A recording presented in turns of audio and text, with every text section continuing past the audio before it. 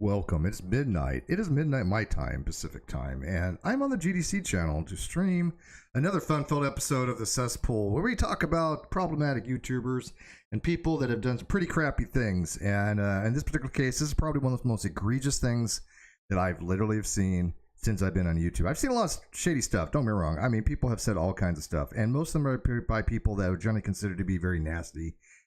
Crappy people. I'm trying to minimize my language because YouTube's kind of cracking down on that. So if I'm not as ranty as I normally am, that's just YouTube TOS. So I don't know. We'll see what happens with them cracking down on the vulgarities, because I guess they think that if you say a dirty word or you say something offensive in the first 15 seconds, somehow they don't like that. But if you say it after the first 15 seconds, they don't really care. So I assume it's algorithmic or something. Good morning, John Foley. Welcome. So this won't be very long. I really have not much to talk about other than a few screenshots I want to show you, because while I was on Twitter, this particular person, HiveSci, aka BumbleBre, who is a mod from, I don't know, a few people out there, did one of the most morally reprehensible things I have ever seen a single person do in all my time on Twitter.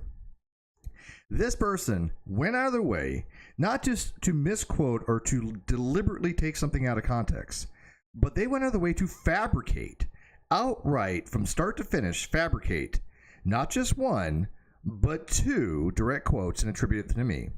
Then, after attributing them to me, doubled down on them and said there were screenshots of me saying them, which there never was, and then tried to tag 5 or 6 people to come to her rescue. I guess these were her flying monkeys, which included Aaron Raw, Matt Dillahunty, Goddess Engineer, and Caitlin Chloe, and then one deceased person, which I have no idea why she tagged somebody who's no longer with us. Okay. I didn't see what they said. I didn't go to her page to care enough what they said. All the screenshots I have are basically from, what I'm able to see now, but I didn't go over there and I didn't care what they responded, or if they even did. I have no idea. But the fact that she tagged them and deliberately lied to Aaron Raw, deliberately lied to Matt Dillahunty, and deliberately lied to two of the former co-hosts, or I don't know what else you would want to call them, I guess, for the Non Sequitur show that helped Kyle steal $30,000. Two people that have the ethics of basically, Cephalo Dollar or Joel Osteen, Goddess Engineer, and Caitlin Chloe. It doesn't surprise me after I saw who she tagged, why she went out of her way to lie about me, because it was no longer about the topic we're discussing. It was, I can't out-argue Steve. I will just make something up and smear him, which is exactly what she did. And I have the evidence to prove it, and she doesn't have the evidence to prove otherwise.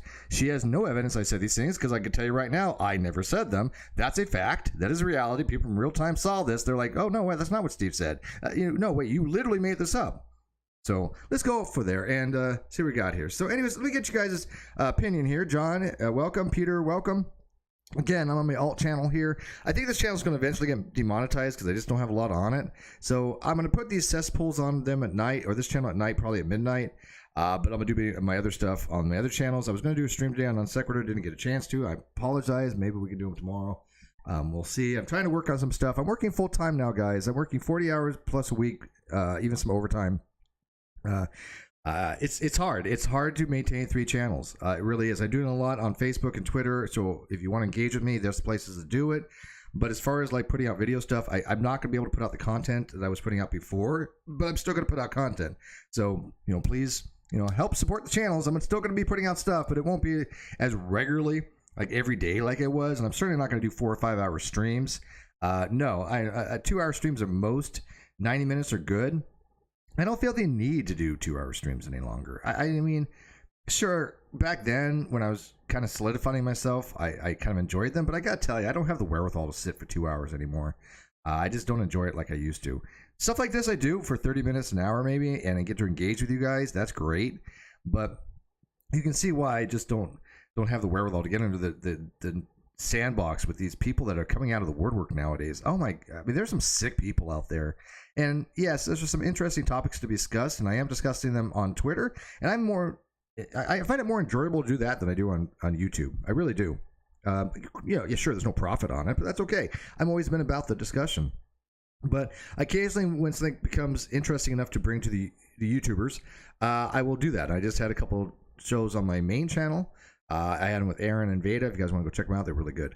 Okay, so let's kind of dive into this. So here we go. Peter, let me know what you think here. Oh, John, yeah, you're seeing the Facebook stuff. It's exhausting. Yeah, no, dude, trust me, I know. I mean, if one more stupid idiot tells me I can't prove my God, which I don't believe in, I'm probably going to have coronary. I'm probably going to have a massive aneurysm or something. I mean, the amount of mental gymnastics they have to go through to try to diminish my paper and my arguments is staggering, especially when they've been vetted so thoroughly by actual mathematicians and actual logicians and actual experts. They go, yeah, this is good. In fact, I'm going to be on Braxton Hunter's channel on the 28th. He has a 17,000 subscriber channel called Trinity Radio. Great guy. He's been a big fan of mine, and we're going to be discussing my paper on that channel. Dr. Josh Rasmussen, who wrote Necessary Existence with Alexander Pruss, who's probably one of the most formidable theists out there if you're going to be talking about modal arguments and cosmological arguments.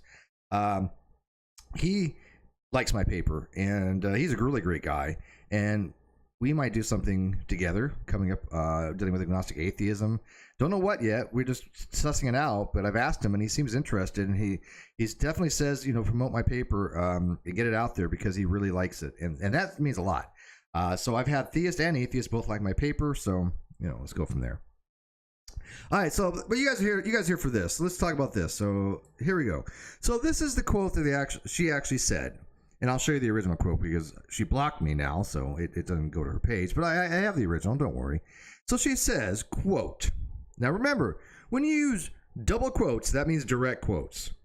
I understand if somebody says, hyperbolically, if I said this, double quote, double quotes, I get that. I tend to use single quotes for that. Maybe it's just an European thing because there is a difference between single quotes and direct quotes, double direct quotes, because they generally mean that you're repeating word for word the author's locution, what they actually said. Now, when you do that, matter of fact, if they write something and they spell it wrong, it's typically you put SIC for sick, meaning that the error was the other person's, not yours. But this is not even a remotely transformative quote or a hyperbolic quote. This is a direct bullshit quote that this person created out of absolute nowhere to try to make it sound like I was being racist. She said, quote, if minorities don't want to be beat down, perhaps they shouldn't speak up for themselves. With a little dash, Steve McRae. That attributes, there's attribution there. That attributes that quote to me, telling people that I literally said that. But that's not what happened. So let's find out actually what did happen here. She said, I'm explaining to you how we need to update our language and we learn more about biology and sociology of our species. Let me make it very clear. There is only two biological sexes in biology as far as gametic sex. There is the male and there's a female of the species. There's no argument to be had there. That is foundational. Nobody's going to ever change that. That is something that's inherent with our species, being a sexually dimorphic species or being gametically dimorphic, where we have two very different, mutually exclusively and jointly exhaustive sets that do not overlap. If you're a male, you cannot be a female. If you're female, you cannot be a male, biologically speaking. However, we do recognize that there are genders that may differ from male and female. There's different models to be had. Some people may subscribe to the bimodal distribution model, which is still two nodes, which is male and female, but there's a variety or continuum between them on a variety of anatomy and physiology. This is the Claire Ainsworth approach that she wrote that article in Nature. So she believes, as for gender, you can have continuum of variation of anatomical differences and physiological differences. But as far as biological sex is male and female. This is what I was trying to explain to HiveSci, who wasn't seeming to have any of it. But she says there are many outdated terms and misnomers. Outdated by whom? I mean, these are modern terms used all throughout academia, even in gender studies. Then she says, biological women has been co-opted as an anti-trans term to encourage me to put my lips around the barrel. First of all, biological woman just means somebody who's biologically born genetically female, capable of producing ovum. And some people are, when they can't get pregnant, or they're infertile. Those are called accidentals. It doesn't matter with accidentals. Okay, accidentals are irrelevant. This is somebody who has the potential to either produce spermatozoa or eggs. If you produce ovum, you're a female. That's called a biological woman. The other one's called a biological man. These have been terms around for thousands of years. There's nothing been co-opted. Trans people use these terms all the time. They'll say, I was born biologically a male. I've transitioned. I am now a female. I'm now a woman. I'm now, gender expressive this way. That's how they relate it, because they want people to know there's been a change. That's the whole point of being trans. There's a change there. You were born, in the category of being a male. You're transitioning to female, or you're born in the category of being the female, and you're transitioning to be the male, which is gender expression. Nothing wrong with that. So if you say, hey, I was born a biological male, why would that be co-opted by anybody? I was born a biological male. Okay. So that seems weird that, she's going to make an issue about that, but that's not really the issue. Then she says, that she's talking about putting her lips around the barrel, which is, again, things that people usually say, look, I need attention, right? I'm having suicidal ideations, or I'm having suicidal thoughts. And look, I get when people have those things. I have somebody very dear to me that's having those types of thoughts, and it's frustrating and difficult and hard, because you don't want to say anything inappropriate. You don't want to exacerbate them. You don't want to lead anybody to actually, acting upon that. And so basically I just want to excise myself a little bit, but I basically said, then perhaps you shouldn't discuss these topics. Right? That's it. If you're having these types of feelings where you're causing self-harm, then maybe you shouldn't discuss these things if they're going to be triggering to you. That's it. I mean, this is common sense. If I'm having such difficulty emotionally having a discussion with somebody, I'm not going to have this discussion. I had it happen the other day with somebody who was just using hyperbolic language, and I'm like, I'm not getting anywhere with her. This is not with this person. I'm not having a productive dialogue. There's nothing good that's going to come out of this. Therefore, I'm not going to discuss the topic with that person. Simple as that. Simple as that. And I said these terms are not outdated, as they've been used in biology and academia in 2023, just as they've always been. The problem is not in these terms, but your personal issues with them. That is your issue, though, no one else's. Again, if you have an issue with a term, don't use it, but you cannot prescribe language to somebody. Right? But this is what I said. Then perhaps you should not discuss these topics. That's what she's referring to here. She can claim she was being hyperbolic, and no, I'm just being hyperbolic. I'm paraphrasing. No, this is a direct quote, and for people who do not know the context of the situation, saying what I've actually said, which was, then perhaps you should not discuss these topics. That's a big difference, and it gets worse though. It gets worse. Because she also says, in the conversation I quoted, you said, quote, maybe they shouldn't be involved in the conversation when I explain for consequences of your language. How are you denying this? For real, because that's not what I said. She quoted me again, direct misquote. She said, maybe they shouldn't be involved in the conversation. That's not what I said. I said, then perhaps you should not discuss these topics if she's going to be so triggered that she's going to put her lips around a barrel. Big difference. That is two direct misquotes from this person, which I define to be one of the lowest forms of empty rhetoric. And I don't even know how anybody could even justify this type of behavior. This is so wrong on so multiple levels. And not only did she lie about it, she was saying that she has screenshots of me saying it. And she does that here. Here she's tagging on her flying monkeys. She says, here's a highlighted screenshot of the quote that Steve claims was fake. I didn't claim that was fake. Here it is, right here. Then perhaps you should not discuss these topics. I didn't say that was fake. This is fake. I never said that. This is fake. I never said that. This is what I said. And she cites it right here. She quotes it. You can see it in yellow. You can't pull it up because there's two things here. But that's what she's highlighting in yellow. Once you call that fake too, I was done. Because you lied. You absolutely lied. And by the way, can you guys read that? If not, I can blow it up. I mean, if you guys need to, I can make it bigger there. But she said, and countless others to cut off this clown. So she tags 3 of these people that I absolutely loathe from the bottom of my heart. One person who's deceased, and then of course Matt Dillahunty and R. Raw, who don't give a crap about actual facts and evidence.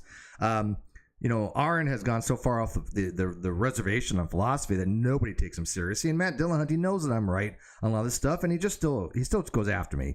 He'll even admit that agnostic atheism is nonsensical, the diagrams are nonsensical, and then say, well, the agnostics are right on that, meaning me, and then he'll go on to bash me, even though it was my argument that convinced him that agnostic atheism is nonsensical. So he doesn't give me any credit on that. So I put him in the dishonest category. So these are the people she tags to be her flying monkey. Now, again, this was on the 6th, I believe, April 6th. I have not gone back and looked if they've actually responded, nor do I care. But this also had a friend of mine, Dr. Jonathan Safrati, tagged on here. He's from creation.com. Yes, he is a young earth creationist. I've known him probably about a decade, I guess. We've had long-standing communications. We recognize we do not agree on young earth creationism, but there's many other things we do agree on, and we talk to, and we treat each other very civil. I don't just exclude him from intelligent conversation because he happens to have a belief that the earth is young. You can talk to people you disagree with without defaming them. I never defamed Dr. Sarfati. I have a lot of respect for him. He is actually very brilliant, believe it or not. I know it's hard to believe, somebody believes the earth is young, but I mean, the guy is actually brilliant when it comes to his area of expertise and other things I've talked about. He really does know what he's talking about. I think that his religion and his faith basically just clouds everything, and he has to hold on to the belief that the earth is young. I think he's kind of obligated to at this point. I think it's a contractual thing. But as far as if you really want to learn some basic science from him, yeah, he knows his stuff. He has a PhD in biochemistry, and he's a grandmaster in chess, and we get along extremely well. But I've never once falsely quoted anything to Jonathan, and he's never would to me either. But here is a person who is, taking something that I've said on a thread with a PhD friend of mine that I respect, lying to them. And then here, let's see here. Here she says, this is what really blows me away. She doubles down. She says, yet somehow there's a screenshot of you saying it, Steve. Where? I never said that. Don't know what to tell you. Well, how about I tell you that you are lying? You are dishonest, HiveSci. You have no business ever talking to me or anybody that I know ever again and claiming that you have a shred of integrity. You have none. Absolutely none. Then she says, you've been a fun lolcow. Oh, so that's where it's going to go. Because I had carried myself well in a conversation against her, explaining basic biological things to somebody who supposedly is all into nature and science. I believe she's an entomologist, or at least loves insects. But the fact that I had explained to her some biological stuff when it came to chromosomes that she didn't know, she calls me a lolcow. And then she says, but when it comes to reality denial, that's just low-hanging fruit. Have a good one. So basically, her calling me a lolcow gave her permission to lie and falsely attribute 2 quotes to me. Is that what I'm missing here? Yeah, I don't know why she tagged. I have no idea why she tagged a dead person. A deceased person. I have no idea. It's bizarre. I don't get it. I have no explanation for that whatsoever. But that's what I'm saying. She wanted to tag some people to come defend her who will never ever know that she lied, that she made up 2 quotes. Here, quote, maybe they shouldn't be involved in the conversation, which is completely different than perhaps you should not discuss these topics. She was making it try to sound like, oh, Steve's being racist. And, minorities talk about these certain things. They shouldn't speak up. Maybe they shouldn't be involved in these conversations. That's what the gist of this was. If minorities don't want to be beat down, perhaps they shouldn't speak up for themselves. That's racist. That is the antithesis of what I would ever say. But of course, the people she tagged don't care because, they can say that, Steve kicks puppies and they're going to believe that. Right? It doesn't matter. The truth makes no difference to dishonest people. But I have the proof that is not what I said. And she even highlights it right here. Should not discuss these topics. Again, this is a screenshot, so I can't really zoom in much. I can't go into this particular screenshot here, but I can show you this exact screenshot. Was this? This has not been edited. This is the original thing. It's still up there. This conversation still exists. If you want to go check it out, it's from 2:50 p.m. April 6, 2023. It's still there. And then, of course, when I call her out on it, I get this. Shocking, which is fine. You can block anybody you want. But this is after I called her out saying, you are dishonest. You absolutely made up 2 quotes, then lied about it and attributed them to me. And then you said you had screenshots. You have no screenshots of something I did not say. And then she started, I saw that she was saying things like, oh, there are screenshots. I have them. And then I saw this. And then, she blocked me, whatever. But she said, here's a highlighted screenshot of the quote that Steve claims is fake. No, I don't. It's right here. Absolutely real. But that's not what she said. So that is my presentation for the cesspool with the people that I believe belong in a cesspool, people that just are unethical or problematic on YouTube. So let me ask you guys. Again, this is not for a lot of people to watch. It's going to be up there on my channel so people can want to reference it and go back to it and see exactly what happened. Here it is. I'm not asking anybody to go call HiveSci out. I don't care. You guys are not my flying monkeys, but I will warn you that if you deal with her, this is what she's capable of doing. If you do engage with her, she will lie about you. This is facts and evidence. This is not just supposition. This is facts and evidence. So that's my advice. Just be very careful. But Peter and John, if you guys want a link to come in, I can make a link real quick. But what say you guys? Do you guys want to join me just for a minute? I want to keep this really short, but 22 minutes is maybe too short. I got about maybe 10 more minutes to go on it, maybe. But I could drop a link real quick if you want, and just get you guys an input. I like when I get like real time feedback. All right, that's a link to join if you want to come in real quick. Yeah, a lie around the world will run around the world before the truth has its boots on, Steve. Yeah. Absolutely, and it takes 10 times the amount of effort to dispel a lie. And I was going to do this earlier. I'm sorry I waited 2 weeks. I wanted to do it before, but I was working so much. I only had 1 day off a week. This is the only day I had off this week, and I only had Sunday off last week. So when I say I work a lot of hours, I really do work a lot of hours because I'm the only fully certified loss prevention person they have right now. And they all want me to work their shifts with them because I'm good. I really am good. And so yes, I'm putting a lot of hours. Yeah, sure, the money's decent. I'm basically saving up. I'm splurging on food. I went to go buy some stuff today. We want to have some supplies in case something happens, because I mean the world's going to hell in a handbasket, it seems. So I want to get some supplies just in case. But I don't know if it's really worth it, because I'm burning myself out. But it is what it is. I'm happy doing it. I enjoy doing it, and I'd rather do that than listen to a bunch of drama people on the internet go after each other in real life trying to shut down their channels. That to me is I haven't followed any of that stuff. If you guys have been following it, great, but I've just stayed out of it because I think that so many people on the internet nowadays are just there to BS, and I'm not into that. I put out stuff that I actually believe, and this is what I think gets to me when people don't take my opinion seriously, because they're not treating me like an honest interlocutor. And I do resent that, but at the same token, I'm not going to waste my time with those people. I've wasted too much time with idiots, and there's just no reason to. I don't have the time anymore to waste my time with idiots on the internet. Sure, I do it on social media, and you guys can see how I will now basically use their arguments to show that they're bad, and I'll listen to both sides. Like right now, I'm involved. I don't know if you know Billboard Chris, but I was asking him about medical procedures for children as far as like puberty blockers. If you have certain off-label brands of drugs that are used for cancers and other things, Lupron and I can't remember the name of the other one, starts with a B, but they are off-label to use as puberty blockers for children. Is there ever a time where that is medically necessary, or that you deem the doctor of sufficient competency and reasons to administer puberty blockers to a child? And it's a good discussion because I had both sides weighing in on the Twitter feed, and they were great, to be honest with you.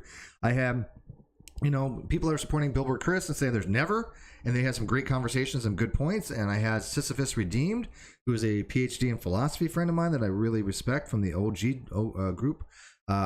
They've been around a very long time on YouTube. Really respect him. He was weighing on the other side, said that there are some times where it clearly is medically necessary, or that's up to the doctor. And I think there's a good arguments to be had by both. And so I'm just kind of listening to both arguments and weighing in. There are some bad arguments, and those are kind of, I call out, like, for example, if you say, well, you shouldn't use off-label drugs for purposes not approved by the FTC. Well, that's not really a great argument because people do that all the time. Doctors do that all the time. They prescribe medication that has not been officially approved by the FDA, but it has some side effects that are beneficial or useful, whatever they're trying to treat. I mean, that's how, was it a Viagra? I think it was. It came out. Viagra is actually a high blood pressure medicine. And then they used it off label for erectile dysfunction. And then it just became a drug for erectile dysfunction. So I don't think it's a good argument to say, well, we shouldn't use off-label stuff. That's not a good argument. You can make the argument, well, we shouldn't use off-label until it's thoroughly tested or something like that. But because the kind of argument to something like that would just be, well, if you don't want kids to have puberty blockers and your argument is because it's off-label, what happens to your argument if that off-label became labeled? If that off-label became something that the FDA did approve, right? Your argument goes to crap. So you don't use your weak arguments like that. Use your strong arguments. By the way, I'm sorry, John. John, welcome to the cesspool. It's nice and warm down here. Dive on in. Yeah, man, just swim around. Let's let it like go all over you and get into all your crevices. That's what we like here. Yeah. So how are your nook and crannies? They doing okay? That's all I got too. That works out great. So give me your input on this. What am I missing here?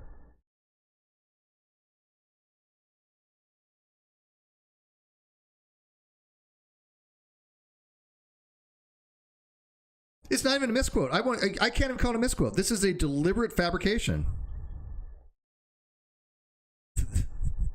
This is not a misquote.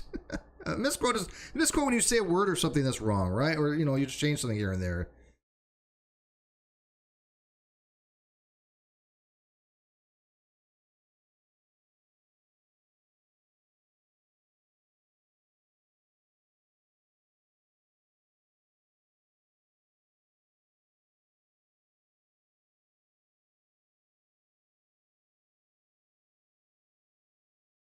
Where'd you go? I lost your sound. That's on your end. There you go. Yes. Continue.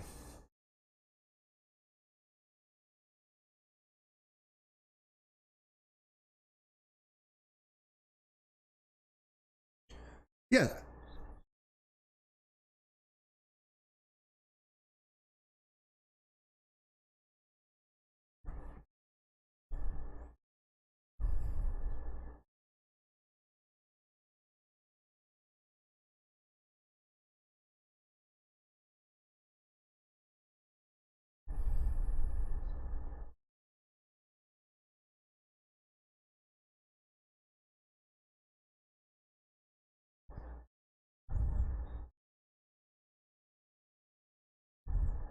Yeah, it's reveling in it. And, I the reason why I don't like being wrong is nothing that has to do with me, and I know you didn't mean it this way either. This is not an ego thing that for you or I. We don't like being wrong because we don't like putting out misinformation to people.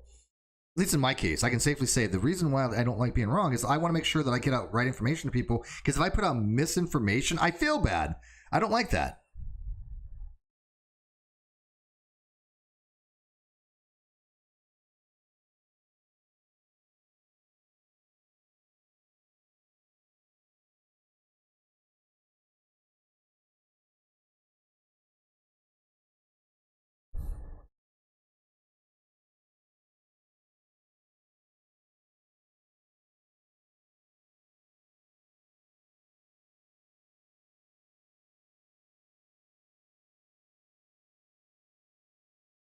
Mm-hmm.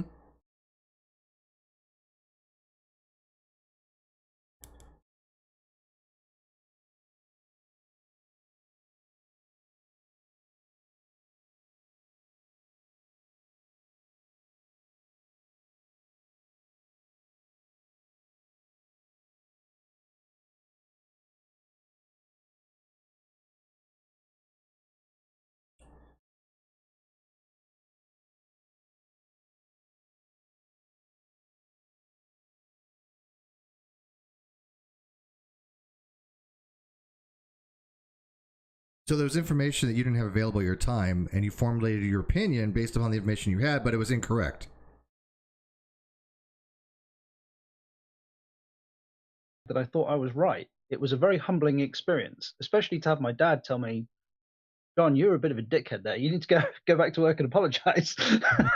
Sorry, native atheists. I just fixed that problem.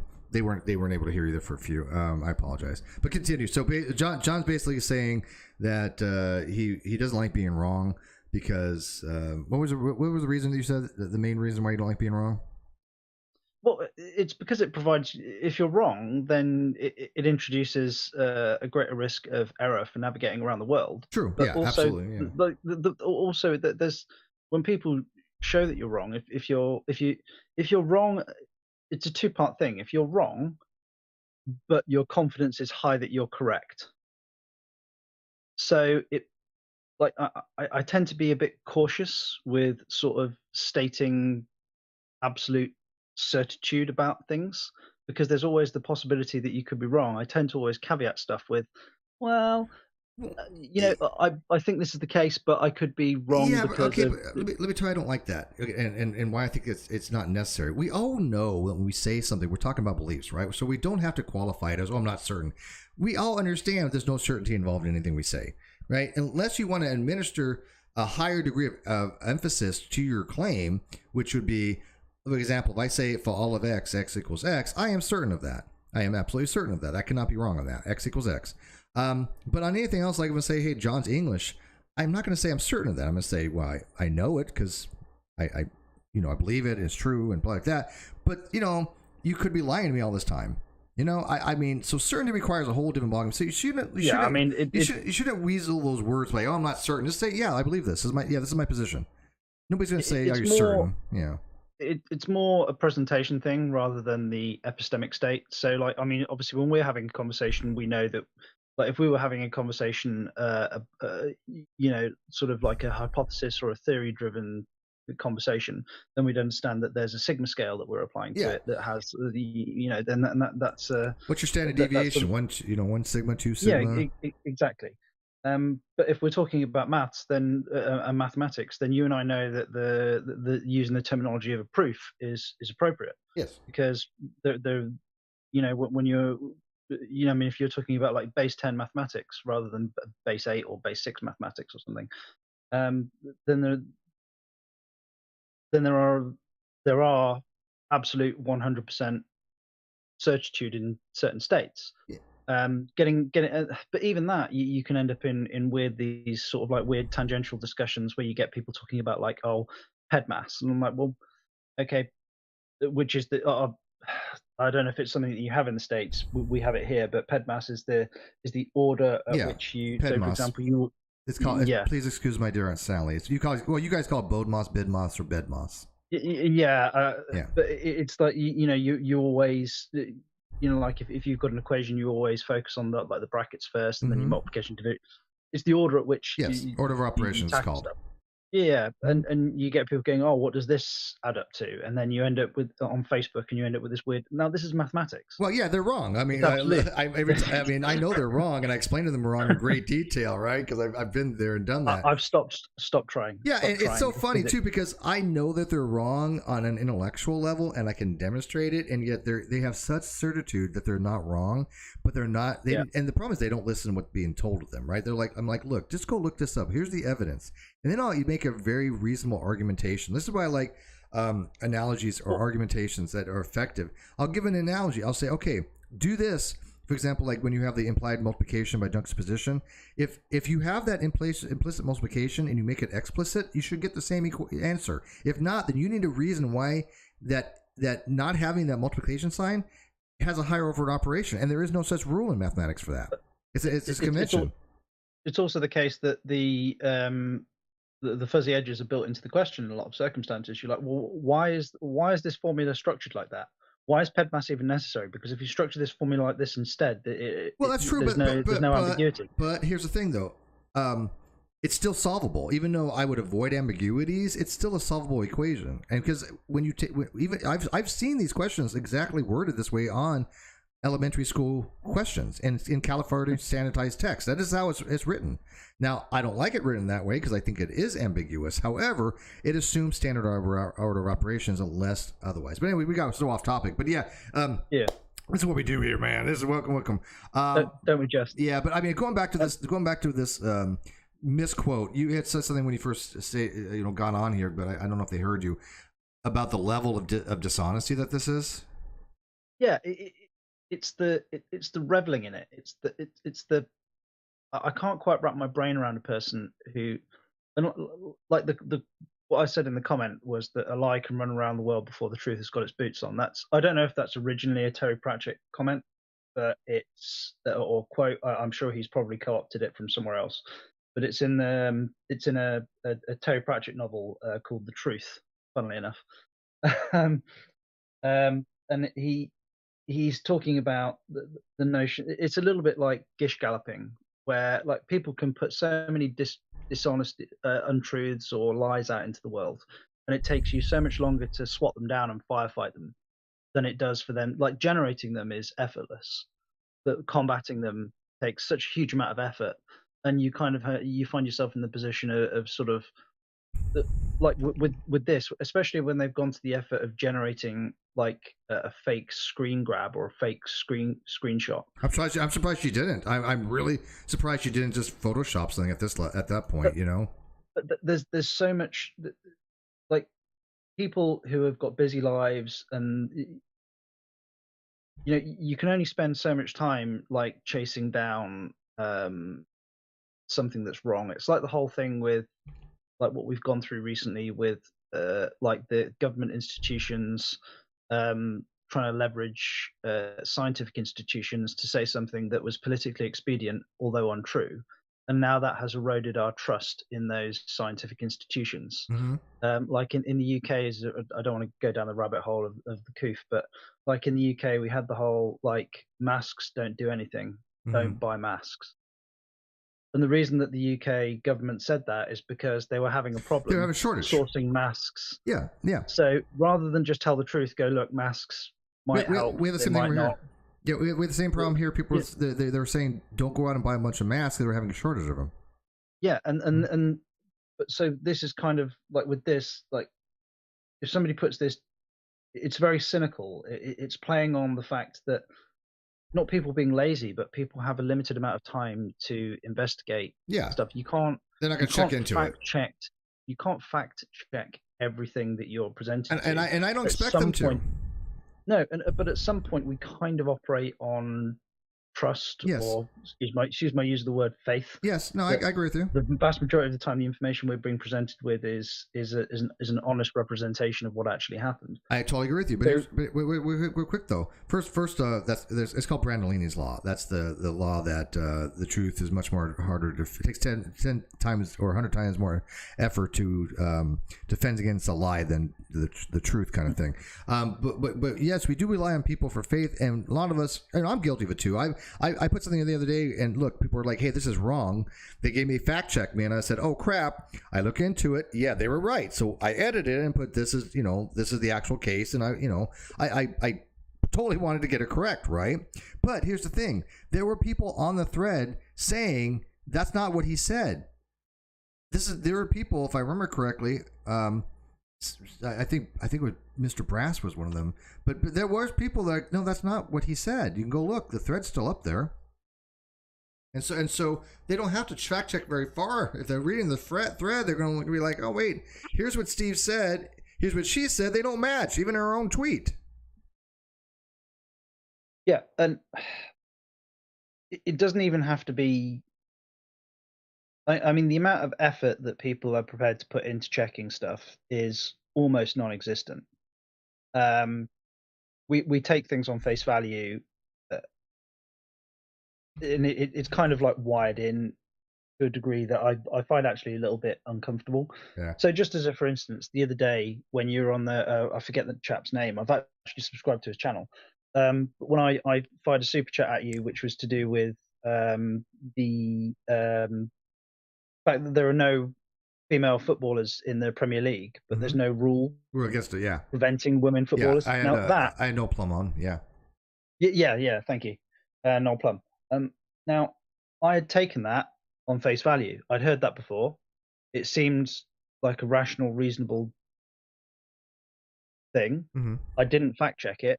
and I fired it at you in a super chat, Noel Plum actually went, well, I get the point that you're trying to make, but that's actually wrong. I've since looked into it, and I absolutely was wrong. Yeah, and no, but I just took it on face value. And nothing, that's great. It took me 2 minutes. It took me 2 minutes to find out that I was wrong about that. I think that's admirable, and Noel really knows his stuff too. No, I think I've done it. I've done very simple things too. Look, again, all of us probably have some misconceptions. All of us, cannot be wrong. Cannot be right in everything we believe. And there's certain things we maybe have grown up taking at face value. Like I was talking to somebody I worked with the other day because she's a science major now, and so I was just like asking her. I was like, "Oh, so you like astronomy and stuff like that?" Yeah, yeah. So I was like, "Well, hey, why do meteors and meteorites burn up in the atmosphere? And they're like, oh, friction. Hits the air and the oxygen hits in the friction." I'm like, wrong. She's like, what do you mean wrong? I'm like, no, that's not actually what it is. That's something they teach you in like second grade, but it's not correct. It's this misinformation that's been out there that. And she's like, well, what is it then? So I explained to her, it's called ram pressure. It's basically when the air is compressed in front of the meteor, it increases its temperature, and it causes what's called ablation, which is the ablation of the outside. Friction plays a part in it. Well, no, it really doesn't. When you get down into the lower atmosphere. Well, no, it's not friction.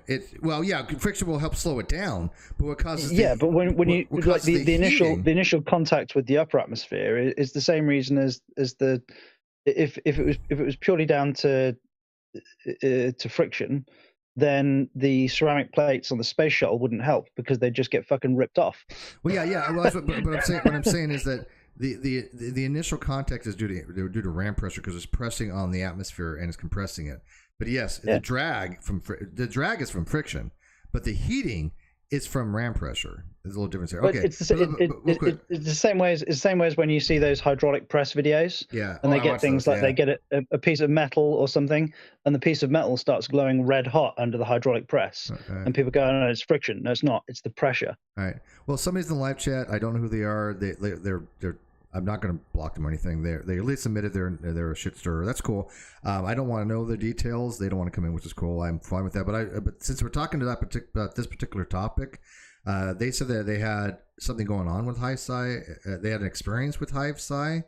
In the live chat, you at least want to put your experience with her because, again, I don't ever want anybody to go, flying monkey people. What I do hope people those take away is that this person is willing to lie about you, and it's concrete. This is not just my opinion. This is evidential. I'm afraid, Steve, I'm gonna have to bounce because I've got to get the kids to school, and awesome, they're probably gonna be late as it is. All right, but I got to bounce too. I'm gonna be ending this in 2 minutes. So thank you, John. I appreciate it always, and I'll hit you up, and we'll do something a little more interesting. Sound good? Yeah, definitely. I'm always up for a chat, Steve. Awesome, my friend. You're awesome, dude. Peace. Bye. See you later. Bye. All right. So I closed that. Thank you, John, for coming in. That was great. How do I unpin this? Okay. So, anyways, I'm gonna kind of call it the night. I didn't want to go very long. 40 minutes is optimal. Cone Club Cult. If you want to put in the comment section your experience with HiveSci, that's particularly fine. You're not blocked in this channel, and I don't know who you are, so I don't care. No, I'm not that interested. I appreciate your being forthright, but no, I don't want to. It's too late, anyways. I'm calling it a night. But put in the comment section your experience with HiveSci, and if anybody else watches this later on, let me know your experience. But I want to know your opinion. I mean, to me, this is cut and dry. This is nothing that's even up for discussion as far as did she fake a quote for me? Yes, she faked a quote for me. Did she try to make it just kind of hyperbole? No. She even said in there, well, something along the lines of, not misquoting, but paraphrasing. But I'm like, no, that's not even a paraphrase. This is a direct misquote that she attributed to me, not just once, but twice, because this is a misquote as well. Maybe they shouldn't be involved in the conversation. Quote, end quote. Talking about, she's saying, when I explained your consequences for your language, when she's talking about multiple people, when I'm only talking about her. So, All right, thanks, Native Atheist. We watch from the beginning if you can. I appreciate that. It's going to be, like I said, it's only 45 minutes, so it's not that long. I do want you guys' input on this. I don't know how anybody can seriously defend this, but I can just tell you right now, if she's a mod for you, watch her back. Simple as that. And that's the Cesspool, and I'm going to go to bed. Good night.